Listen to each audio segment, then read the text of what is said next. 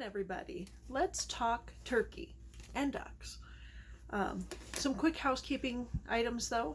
I am going to do a review of the Sunmar composting toilet and the Nature's Head composting toilet sometime this weekend. So be looking for that. It's not on the schedule, but my parents have a Nature's Head and I have a Sunmar, and huge differences, but both have their pros and cons. So I want to throw something useful at you guys this weekend. But this is about turkeys and ducks, so that was just a heads up of what's coming up this weekend. If you haven't watched the video, Let's Get Chicks, go ahead and watch that. That's going to show you all of the equipment that you need for baby chicks. Most of it is all the same when you come to chickens, turkeys, and ducks. Ducks are the only ones that have some differences, and we'll get into that in a bit. Sorry if I look like I'm having issues. I wear bifocals and everything's out of whack depending on where I'm looking. So bear with me on that.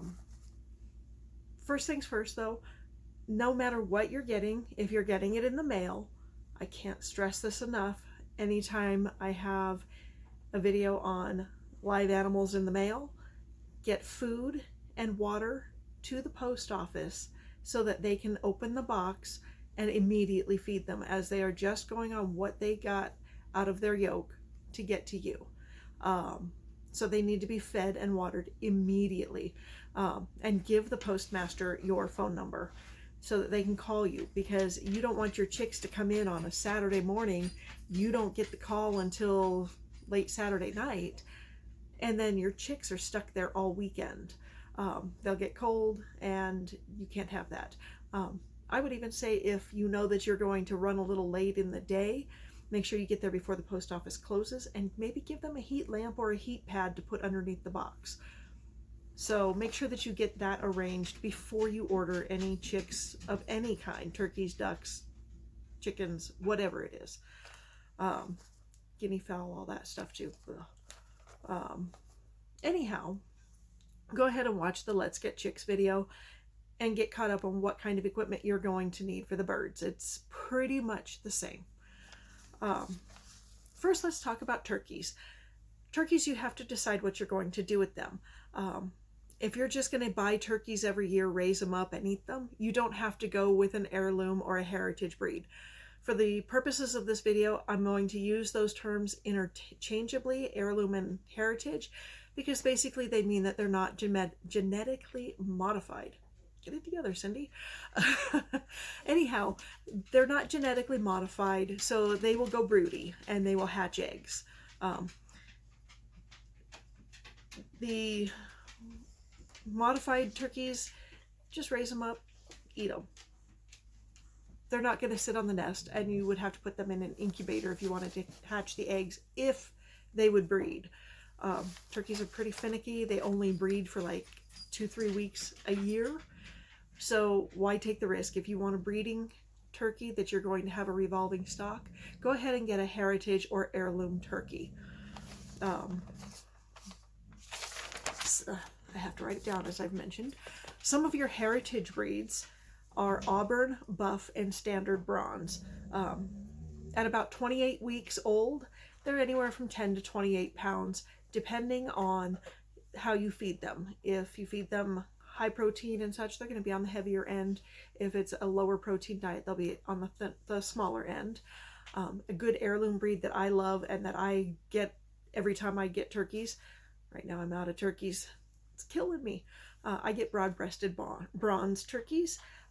They're my absolute favorite. They go broody. They will hatch your eggs. You'll get little baby turkeys, and they're called poults. And you will have all of your little turkey babies running all over the place in the spring. Turkeys only breed in March and April. It's like a 2-week period. It just depends on the weather between March and April. And so you're only going to get 10 to 12 eggs in that 2-week time period, anywhere from 26 to 28 days for them to hatch. And then you'll have little poults running all over your pen. Hopefully you can put them into a pen separate from the adults, because the adults will pick on them. So you want to get them away from the adults, even the mama. I've had bad luck with keeping the poults in with the mama. But usually if you sneak them back out at night, as they get a little older and bigger, you can slip them right on in there and they go right back into being with everybody. Same thing when you're introducing any bird. Try to put them in when everybody's sleeping and then keep an eye on them throughout the next day. Turkeys need a lot of water. You wouldn't think it, but they need a lot of water. They need, for every about a pound of food that they eat, they need about 2 pounds of water. So they need a lot of water. It's their gullets need it so that they can, their gizzards have to grind the food and all of that. So they need to be able to grind the food, which needs water. So make sure you have lots of water, clean water. Don't put them in with your ducks and think that they can drink that nasty water. And don't put them in with your chickens because they get so big so fast that they will inadvertently harm your chickens, or they may actually become aggressive, especially toms, towards your chickens. So no turkeys in with your chickens.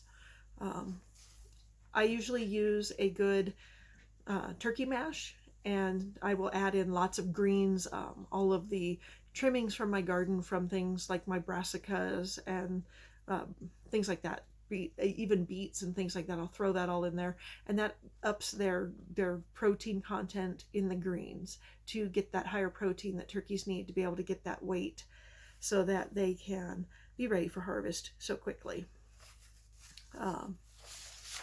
Toms do get aggressive, so make sure that if you see a tom getting aggressive, you may need to remove him and put him in the oven or freezer a little sooner.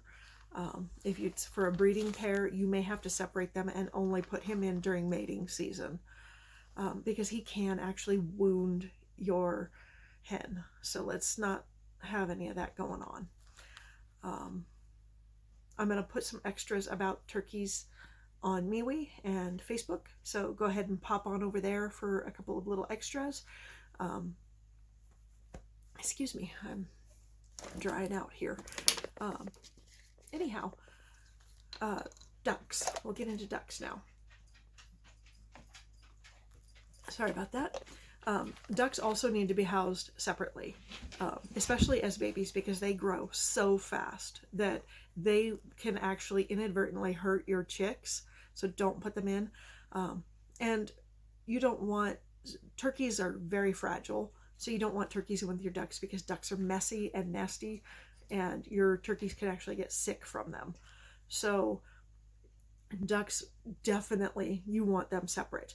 The only difference when I set up a duckling cage is that I use pie pans for the water and the feed, because they scoop when they eat and they drink water.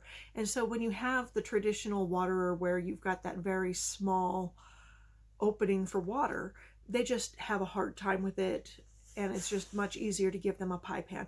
However, ducks are very, very messy. You're going to need to change their shavings, their water, their food on a constant basis, probably 2, maybe 3 times a day, because they are just that messy. And I still use all of the same things, feather dusters and all of that stuff, so that they can have those immediate feel-good baby chick kind of things going on. The type of duck you get is going to depend on what you want to do with it.